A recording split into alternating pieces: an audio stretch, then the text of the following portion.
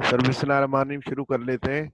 आज हम क्लास के अंदर कवर करेंगे कि सब्सटेंटिव प्रोसीजर्स के जो हमने प्रॉपर्टी प्लान इक्विपमेंट में पढ़ा था उसका जो सवाल आता है वो किस तरीके से आता है। नॉर्मली सब्सटेंटिव प्रोसीजर का 75% और 90% जो है ना सवाल सर स्ट्रेट आ रहा होता है। ठीक है, आज हम रीड कर लेते हैं।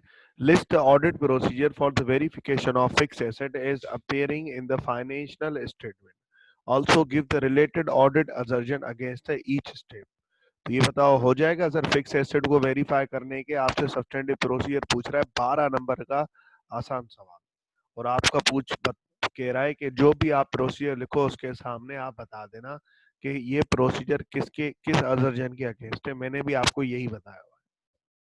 ठीक है, जैसे अगर मैं इनवॉइस वगैरह चेक करूंगा, मैं फिजिकल सर वाउचर्स वगैरह चेक करूंगा, लाइसेंस चेक करूंगा, तो इसका क्या मकसद है सर? लीगल डॉक्यूमेंट जो भी चेक करूंगा, अगर प्लॉट लिया है मैंने, बिल्डिंग ली है, प्रॉपर्टी, तो सर उससे क्या हुआ होगा? सेल डीड होगी उसकी, तो सर इससे क्या हुआ होगा? मुझे राइट्स एंड ऑब्लिगेशन की असर्शन मेट हो रही है। अगर मैं फिजिकली जाके उसको इंस्पेक्ट कर रहा हूँ तो एग्जिस्टेंट की असर्शन पता चल रही है। अगर सर मैं फिजिकली जाके इंस्पेक्ट करके मैं फ्लोर टू शीट चेक कर रहा हूँ तो मतलब कंप्लीटनेस चेक कर रहा हूँ मैं। अगर मैं सर उसके अलावा आपकी वैल्यूएशन के लिए मैं क्या कर रहा हूँ सर? अगर कंपनी तो चेक कर रहा हूँ कि कंडीशन कैसी है फिजिकल के वक्त, के कंडीशन सही है एसिड की, तो मतलब ये मैं वैल्यूएशन चेक कर रहा हूँ। अगर उन्होंने रिवैल्यूएशन करवाया है तो मैं रिवैल्यूएशन की रिपोर्ट उनसे ले रहा हूँ, इससे वैल्यूएशन की असर्शन चेक हो रही। What are the basic assertion which the auditor would aim to address whilst carrying out the verification of fixed asset? भाई assertion पूछ रहा है आपसे, कितनी बैलेंस शीट की assertion है? 4 assertion है। Existence, property plant equipment, fix asset balance sheet का आइटम है, तो बैलेंस शीट के अंदर कवर होता है, तो बैलेंस शीट की 4 assertion है। Existence, rights and obligation, valuation and allocation, उसके अलावा सर आपकी कौन सी रहेगी? Completeness. Describe the substantive procedure you should perform at the year end to confirm each of the following for plant and equipment. Sir ये addition and disposal के substantive procedure आपसे पूछ रहा है, 4 मार्क्स के हैं, तो सर इसको 4 मार्क्स के हिसाब से 3-3 करके बता देना, तो ये आपका सवाल हो जाएगा। List the audit procedure for verification of fix asset is appearing in the financial statement. Also give the related assertion against each step. ये सेम ऊपर वाला सवाल है। What are the basic assertion? ये सेम सवाल रिपीट हो गया, ठीक है ना? तो सर आगे आते हैं। List substantive procedures that may be perform by auditor to verify. Sir ये इन्वेंट्री का सवाल आ गया, ठीक है? तो यही सवाल थे, इसी तरीके से स्ट्रेट सवाल आते हैं इसके अंदर, और कोई आपको घुमा के सवाल नहीं दे रहा होगा, ठीक है? तो आज की क्लास में हम आगे बढ़ेंगे और उसके अंदर हम आज करेंगे सर इंटेंजिबल एसेट वेरीफाई। हम आज करेंगे इंटेंजिबल एसेट क्या? सब्सटेंटिव प्रोसीजर्स, ठीक है? सब्सटेंटिव प्रोसीजर करके अगर कंपनी के बैलेंस शीट पे इंटेंजिबल एसेट आ रहा है तो सर सब्सटेंटिव प्रोसीजर करके उसको हम वेरीफाई करने की करेंगे। अभी एक बात बताओ, इंटेंजिबल एसेट जो होता है उसके लिए कौन सा आईएएस इस्तेमाल होता है? जैसे प्रॉपर्टी प्लांट इक्विपमेंट के लिए आईएएस 16 इस्तेमाल होता है, वैसे इंटेंजिबल एसेट के लिए कौन सा आईएएस इस्तेमाल हो रहा है सर? आईएएस 38 इस्तेमाल हो रहा होता है। आईएएस 38 जो है ना वो आपका बता रहा होता है इंटेंजिबल एसेट के लिए, ठीक है सर? अब सीन ये है कि इंटेंजिबल एसेट जो है उसके अंदर आईएएस 38 इस्तेमाल होता है। तो आईएएस जो मैं कोई भी अगर वेरीफाई करने जा रहा हूँ फिक्स सर आपका एटम बैलेंस शीट एटम, तो मुझे पता होना चाहिए कि इसमें ना कौन से आईएएस के हिसाब से अकाउंटिंग या आईएफआरएस के हिसाब से अकाउंटिंग हुई है। तो सर उससे क्या होगा कि आप ना वेरीफाई कर लेंगे, क्योंकि आपकी जो ऑडिट रिपोर्ट होती है वो ये बता रही होती है ट्रू एंड फेयर। सही है ना? ट्रू एंड फेयर याद है ना? ट्रू मतलब जो है सो है, फेयर मतलब जो अकाउंटिंग स्टैंडर्ड के हिसाब कंपनी पे सर लागू हो रहे हैं उनके हिसाब से उन्होंने कंप्लाई किया है। तो आईएएस 38 क्या कहता है? सबसे पहली बात, आईएएस 38 के अंदर आता क्या है सर? सर जो सर इंटेंजिबल एसेट होते हैं वो सारे आ रहे होते हैं, जैसे सॉफ्टवेयर वगैरह हो गए, जैसे आपने लाइसेंस ले लिया सर। एक ये भी होता है कि अगर मैं कोई बिजनेस खरीद रहा होता हूँ उसकी फेयर वैल्यू ज्यादा होती है, उसके नेट एसेट की फेयर वैल्यू ज्यादा होती है पर मैं इसको पैसे कम पे कर रहा होता हूँ, तो सर जो ये डिफरेंस बन रहा होता है, जो कि आपने कंसोलिडेशन के अंदर चेक किया होगा बिजनेस कॉम्बिनेशन के अंदर, अगर एक बिजनेस के नेट एसेट की worth sir let suppose 1 lakh है, मैंने पे किया सर कोई 90,000, मैंने 10,000 कम पे किया, तो ये जो डिफरेंस बनेगा इसको मैं क्या ट्रीटमेंट दूंगा सर? ये डिफरेंस जो बनेगा सर इसको मैं बनाऊंगा गुडविल, उसको मैं बनाऊंगा गुडविल।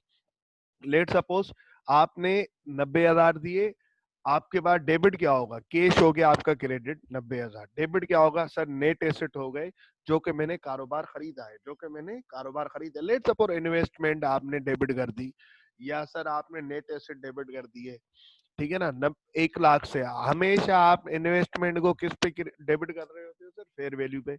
आपने इन्वेस्टमेंट की जो फेयर वैल्यू है वो कितनी थी सर? 1 लाख थी। तो सर अब एंट्री तो बैलेंस नहीं हुई, इन्वेस्टमेंट को या नेट एसेट को आपने डेबिट कर दिया 1 लाख रुपए से, फेयर वैल्यू जो भी मार्केट में फेयर वैल्यू होगी आप उसके हिसाब से डेबिट कर रहे हो sir. On the other side cash आपने क्रेडिट कर लिया 90,000 से, अब डिफरेंस जो है वो 10,000 का रह गया, क्रेडिट साइड 10,000 से कम है, ठीक है। इन दैट सिनेरियो, सर ये अब देखना पड़ेगा कि यार अब ये देखना पड़ेगा ये जो डिफरेंस है सर, ये किस चीज का डिफरेंस सर? ये जो डिफरेंस है सर, ये आपका डिफरेंस जो है ना, ये गुडविल का डिफरेंस है, ये गुडविल का डिफरेंस है। जब भी कॉस्ट फेयर वैल्यू और कॉस्ट में, जब भी फेयर वैल्यू और कॉस्ट में डिफरेंस आ रहा हो तो सर ये किस चीज का डिफरेंस है? गुडविल का डिफरेंस है। फेयर वैल्यू ज्यादा हो, पैसे हमने कम पे किए हुए हो, तो सर ये कॉस्ट और गुडविल का डिफरेंस है, ठीक है। बात सर यहाँ पे समझ में आ रही है? अगर कंपनी ने अपने बुक्स में सर बैलेंस शीट में goodwill as a asset record किया हुआ है, तो मुझे हमेशा ये चेक करना पड़ेगा कि गुडविल इन्होंने कैसे रिकॉर्ड किया हुआ है, गुडविल रिकॉर्ड करने का तरीका क्या है। तो मैं हमेशा गुडविल रिकॉर्ड करने के लिए मैं क्या करूंगा, मैं चेक करूंगा कि कॉस्ट क्या थी जिस पे इन्होंने अक्वायर किया, मार्केट में फेयर वैल्यू क्या थी नेट एसेट की, जो एसेट इन्होंने खरीदा है उसकी वैल्यू क्या थी, मार्केट में उसकी फेयर वैल्यू क्या थी। तो सर मैं उन दोनों का डिफरेंस लेके मैं चेक करूंगा। लेट सपोज मैंने अपनी तरफ से एक कॉस्ट उनसे पूछा, भाई आपने कितने में खरीदा? वो बोलेंगे सर हमने 90,000 का खरीदा। मैं बोलूंगा मैं कैसे मान लूं? तो बोलेंगे सर आप बैंक स्टेटमेंट देख लें, आप चेक देख लें। तो मैंने ये देख लिया, फेयर मार्केट वैल्यू उसकी जो थी वो 1 लाख थी, वो उसके पेपर्स वगैरह होते हैं उसमें थे, हमने चेक कर लिया सर 1 लाख की फेयर वैल्यू थी। तो अब सर डिफरेंस जो आया वो कितना हो गया सर? डिफरेंस जो आया वो सर आपका हो गया, अल्लाह आपका भला करे सर, जो आ गया डिफरेंस वो गुडविल में चला गया। तो इन दैट केस हम क्या करते हैं, हम खुद से कॉस्ट भी चेक कर लेते हैं, हम फेयर वैल्यू भी चेक करते हैं, डिफरेंस निकाल के हम एक हमें पता चल जाता है गुडविल का कितना है सर। हम उसको कंपेयर कर रहे होते हैं, किससे कंपेयर कर रहे होते हैं सर? हम कंपेयर कर रहे होते हैं आपका सर जो गुडविल रिकॉर्डेड है, इससे क्या हो जाता है, गुडविल मेरी सर पता चल वेरीफाई हो जाती है। और ये भी हो रहा होता है कभी कभी फेयर वैल्यू गिर रही होती है, कभी कभी फेयर वैल्यू गिर रही होती है, तो हम ये भी चेक कर रहे होते हैं कि क्या फेयर वैल्यू गिरी है तो फिर इनका गुडविल कम हो जाना चाहिए, इनका गुडविल कम हो जाना चाहिए, तो इसको क्या बोलते हैं? Goodwill impairment. जब आप लोग कंसोलिडेशन करेंगे FR2 के अंदर तो उसके अंदर ये बात कवर हो जाएगी सर। दूसरी चीज इंटेंजिबल एसेट के लिए स्टैंडर्ड में मेन चीज अब क्या कही गई है कि जब इंटेंजिबल एसेट कंपनी खुद से बना रही होती है तो दो किस्म के खर्चे होते हैं, एक होता है रिसर्च वाले खर्चे, एक होता है डेवलपमेंट वाले खर्चे। अगर मैं रिसर्च पे कोई खर्चा कर रहा हूँ, जैसे कोई प्रोटोटाइप बना रहा हूँ, तो सर वो कैपिटलाइज नहीं होना चाहिए, वो मेरे एसेट का पार्ट नहीं है। लेकिन अगर मैं एक एसेट है उसको कंप्लीटली अपने यूज के लिए बना रहा हूँ, मुझे ये मैं इसके लिए बना रहा हूँ कि यार ये आगे जाके मेरी इंटेंशन ये है कि मैं जो है ना वो डेवलपमेंट फेज के 6 पॉइंट्स होते हैं, 6 पॉइंट्स में से क्राइटेरिया क्या क्या होते हैं, मेरी इंटेंशन ये है कि मैं ना इसको 100% कंप्लीट करूंगा एसिड को। मैं मेरी इंटेंशन ये है कि ये जो एसेट है जो मैं बनाने जा रहा हूँ ये मुझे आगे जाके फायदा देगा, ठीक है ना। दूसरी चीज सर मेरे पास इस तरीके के रिसोर्सेज अवेलेबल हैं, इस तरीके की मतलब मैंने रिसर्च करके रखी हुई इस तरीके के रिसोर्स अवेलेबल हैं जिससे ये जाहिर हो रहा है कि मैं इस एसेट को सर बनाऊंगा और सेल करूंगा, ठीक है ना सर। तो ये वो 6 पॉइंट्स है। सर 6 पॉइंट्स हैं। जब भी इस तरीके के ये 6 पॉइंट्स मेट हो जाएंगे तो सर मतलब वो जो खर्चा किया जाएगा, वो जो खर्चा किया जा रहा है वो डेवलपमेंट फेज का खर्चा है। जब खर्चा रिसर्च फेज का हो, सिर्फ और सिर्फ रिसर्च कर रहे हैं, फिलहाल एसिड को बनाने की कोई हमारी नियत नहीं है, ठीक है ना, तो वो कैपिटलाइज नहीं होगा, वो पीएनएल के अंदर एकदम से सर चार्ज ऑफ हो जाएगा। जो खर्चा मैं एसिड को बनाने के लिए कर रहा हूं और वो डेवलपमेंट फेज के 6 पॉइंट्स, 6 क्राइटेरिया मेट कर रहा है सर, तो वो कैपिटलाइज हो जाना चाहिए। ये आपका IS-38 कह रहा होता है सर। उसके बाद वो क्या हो जाना चाहिए, ओवर द पीरियड आप उसको एक्सपेंस आउट करते रहें। जो ओवर द पीरियड हम एक्सपेंस आउट करते हैं फिक्स एसेट के लिए सर वो डिप्रिसिएशन होती है, IS-38 के लिए सर वो अमोर्टाइजेशन हो रही होती है, ठीक है।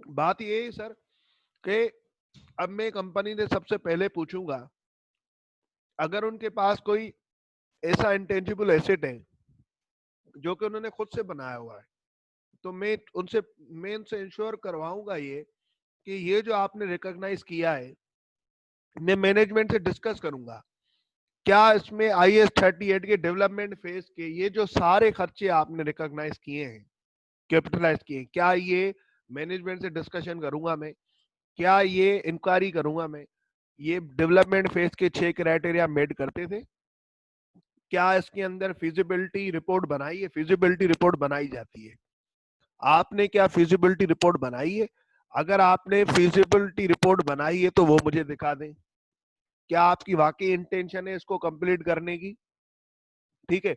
दूसरी चीज, फिर मैं क्या करता हूं, सर अब खर्चा हो रहा है, खर्चा हो रहा है तो कौन सा खर्चा रिसर्च का खर्चा है, कौन सा खर्चा डेवलपमेंट फेज का खर्चा है, ये तो क्राइटेरिया मेट होने के बाद पता लगता है ना।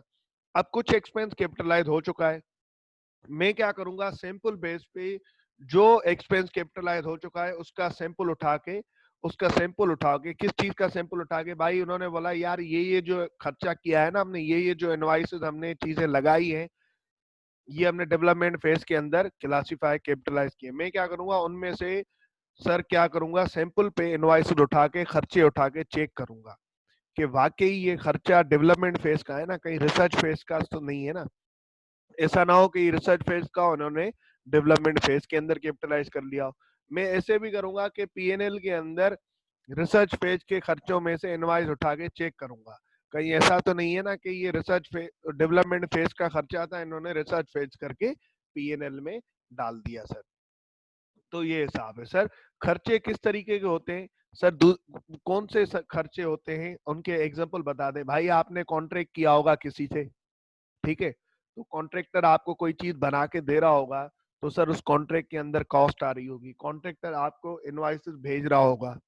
दूसरी चीज, मैंने कॉन्ट्रैक्ट देख लिया, कॉन्ट्रैक्टर ने जो इनवाइसेस भेजी हैं, जो काम आप खुद तो काम नहीं कर रहे होंगे ना, आप किसी को बुला के, किसी ठेकेदार वगैरह को बुला के आप करवा रहे होंगे काम।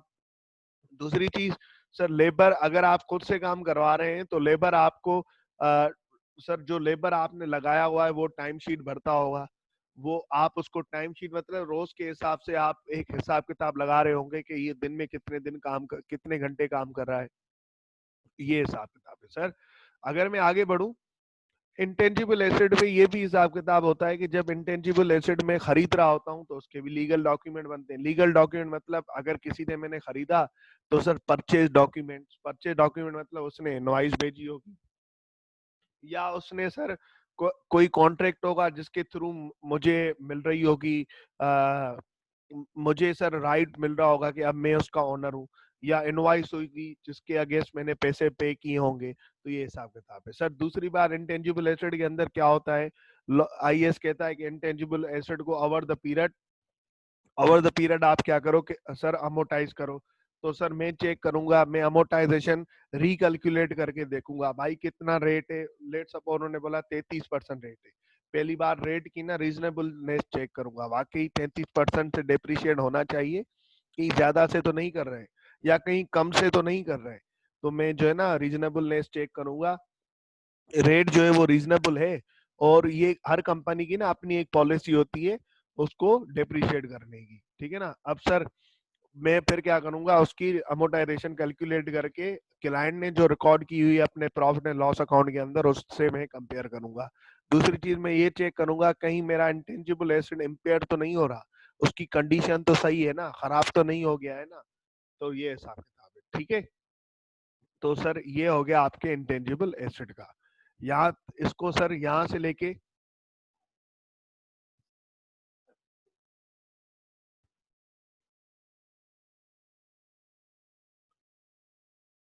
इसको सर यहाँ से लेके रीड कर ले, ये इंटेंजिबल एसेट से लेके नीचे तक आप इसको यहाँ तक रीड कर लें, रिकॉर्डेड तक, फिर अगर मुझे बताएं कोई मसला हो तो। सर आ जाए, अब जो है ना हम कैश इन हैंड वेरीफाई कर लेते हैं। कैश इन हैंड वेरीफाई करने के लिए मैं क्या करता हूँ, पेटी कैश नॉर्मली जो होता है, cash in hand normally sir जो हमारा पेटी कैश होता है जो कि ब्रांचेस पे पड़ा होता है, जो हेड ऑफिस पे पड़ा होता है, जो कि डे टू डे एक्टिविटीज में हमें यूज करने में काम आ रहा होता है, ठीक है। खर्चा करने में काम, फोटो कॉपी करवा ली, चाय मंगवा ली, सर लेबर वगैरह को डेली वेजेस के हिसाब से पैसे दे दिए, तो ये हिसाब किताब होता है। तो हम क्या करते हैं, इसको नॉर्मली वेरीफाई करने के लिए सर बाकी पूरा ऑडिट जब भी स्टार्ट हो, लेट सपोज हमारा ईयर एंड जून 30 है और ऑडिट स्टार्ट करने हम जा रहे हैं 15 जुलाई को, तो 15 जुलाई को कंपनी कह रही है कि जून 30 पे ना हमारा कैश इन हैंड इतना था, 5,000 रुपए था, तो मैं कौन से प्रोसीड करूंगा, मैं तो कुछ भी नहीं कर पाऊंगा 15 जुलाई पे। तो हम नॉर्मली क्या कर रहे होते हैं, नॉर्मली नहीं 100% हम क्या कर रहे होते हैं कि ईयर एंड पे हम जाके कैश इन हैंड कंपनी का काउंट कर लेते हैं कि भाई जून 30 पे आप जब कंपनी बंद हो रही थी शाम को 5 बजे 4 बजे आपके हाथ में कितना बैलेंस था। तो हम क्या करते हैं सर, वो या तो जून 30 पे या जुलाई 1 की सुबह 9 बजे हम क्या करेंगे, चले जाएंगे और सर हम कैश काउंट करके आ जाएंगे, हाँ भाई वाकई इतना बैलेंस था, हम लिख के आ जाएंगे कितने पैसे। एक कैश काउंट शीट होती है जिसके अंदर पता चल रहा होता है 5,000 के कितने नोट थे, 1,000 के कितने नोट थे, सर 500 के कितने नोट थे, सर 100 के कितने नोट थे। ये काउंट शीट होती है, 5,000 के कितने, 1,000 के कितने, सर 500 के कितने, सर 100 के कितने, सर 50 के कितने, सर 20 के कितने, 10 के कितने, और सर 5 के कितने सिक्के थे, 1 रुपए के कितने सिक्के थे, 2 रुपए के कितने सिक्के थे। ये सारी बातें हम सर, और स्टेम पेपर जो थे वो कितने थे, जो कि भी सर स्टेम पेपर भी करेंसी में कन्वर्ट कवर हो जाते हैं। तो सर इन सब का फिर हम टोटल लगा के एक काउंट शीट होती है वो उसको फिल कर लेते हैं, वो टोटल आपके फिजिकल केस से मैच हो रहा होता है। और सर ये जो केस काउंट शीट होती है फिर हम साइन करवा लेते हैं किससे, सर जो बंदा फिजिकल केस मेंटेन करता है ना, हम उनसे साइन करवा लेते हैं, कैशियर से। अब होता क्या है सर, अगर अब ये जो कैश इन हैंड है, ये जो कैश इन हैंड है, इसका इसका जो बैलेंस होगा किससे मैच होना चाहिए, सर कैश बुक से, सर डेली कैश बुक जो मेंटेन हो रहा है उससे मैच होना चाहिए। तो हम क्या कर लेते हैं, अगर मैच नहीं होगा तो उसकी क्या वजह होगी, सर इसकी रिकंसिलेशन बनती है, इसकी रिकंसिलेशन बनती है। रिकंसिलेशन किस तरीके से, कोई ऐसी चीज है जो कि आपने कैश बुक में अभी रिकॉर्ड नहीं की है और आपको पैसा रिसीव हो चुका है, या आपने खर्चा कर लिया है और आपको पैसा रिसीव अभी आपने रिकॉर्ड करना है। तो हम क्या करते हैं, हमेशा देखो फिजिकल केस की जो समरी होती है वो केस बुक में रिकॉर्ड की जाती है, दोनों का बैलेंस बराबर होना चाहिए, ये हिसाब किताब है, ठीक है ना। दूसरी चीज हमेशा जो मैं ये चेक करता हूँ, जो पेटी केस जो है वो सर मैं क्या चेक करता हूँ, पेटी केस इस तरीके से तो नहीं पड़ा हुआ ना खुल्लम खुला के चोरी हो जाए। तो हमेशा वो क्या सर लॉकर में रखा हुआ है, उस लॉकर की चाबी उस रेस्पॉन्सिबल बंदे के पास ही है ना, सेफ कस्टडी में ना, तो ये मैं चेक करके आ जाता हूँ। सर कभी कभी ये होता है कि मैं क्या करता हूँ sir, let suppose year and पे काउंट करने नहीं चला गया, मैं सर ईयर एंड के बाद गया एक दिन, तो मैं कट ऑफ टेस्ट चेक कर लेता हूँ। मैं क्या करता हूँ भाई, अभी जो तुमने जैसे लेट सपोज मैं चला गया 1 जुलाई को, ठीक है ना, तो कट ऑफ टेस्ट करने के लिए कहीं ऐसा तो नहीं है ना कि यार आपने जून 30 में जो पैसा रिसीव जुलाई 1 को हुआ वो आपने जून 30 में रिकॉर्ड कर लिया हो, ठीक है ना। तो जो पैसा अगले दिन रिसीव हुआ वो आपने जून 30 में रिकॉर्ड कर लिया। तो मैं क्या करता हूँ, जून 1 पे जो रिसिप्ट हुई है, या जून 1 पे जो पेमेंट हुई है सर उनकी ना इनवॉइसेस चेक कर लेता हूँ, रिसिप्ट और पेमेंट का एक वाउचर बनता है ना, कैश बुक के अंदर कैश पेमेंट रिसिप्ट या पेमेंट वाउचर होता है ना, उस वो उठा के चेक कर लेता हूँ, उसके अंदर डेट आ रही होती है। कहीं इन्होंने ये फिजिकल कैश में कैश बुक के अंदर सर रिकॉर्ड तो नहीं कर लिया ना, तो ये हिसाब किताब है सर। ये आपका कैश का सब्सटेंटिव प्रोसीजर है, इसको रीड कर ले सर, तो फिर आगे बढ़ते हैं हम। सर आप एक स्टेप आगे बढ़ते हैं। कैशियड बैंक अगर मैं वेरीफाई करने जाऊंगा तो मैं क्या करूंगा? लेट सपोज कंपनी के बैलेंस शीट पे बैलेंस आ रहा है कैशियड बैंक का कोई सर 56,000 या 56 मिलियन आ रहा है, 56 मिलियन कैशियड बैंक आ रहा है। लेट सपोज ये 5 मिलियन आ रहा है, कोई भी बैलेंस आ रहा है, सबका टोटल होके आ रहा है। तो मैं क्या बोलूंगा? मैं बोलूंगा कंपनी को, कंपनी कंपनी ये कौन सा, ये कहाँ पे बैलेंस पड़ा हुआ है? तो वो कंपनी बोलेगी यार ये कैशियड बैंक लिखा हुआ है ना, तो मतलब बैंक्स में बैलेंस पड़ा होगा। ये आप कौन सा सवाल कर रहे हो? तो मैं बोलूंगा यार कौन कौन से कितने, कौन से बैंक से जिसके अंदर आपके अकाउंट्स हैं, कौन से बैंक से जिसके अंदर आपके अकाउंट्स हैं, उनकी ना लिस्ट दे दो मुझे। कौन से बैंक से जिनके अंदर आपके बैंक अकाउंट्स हैं, उन सब की लिस्ट दे दो मुझे, ठीक है ना, उन सब की लिस्ट दे दो मुझे। तो सर अब कंपनी बोलेगी, कंपनी ये ना मैं आप लोगों को एक सेकंड ड्रॉ करके बता दूं,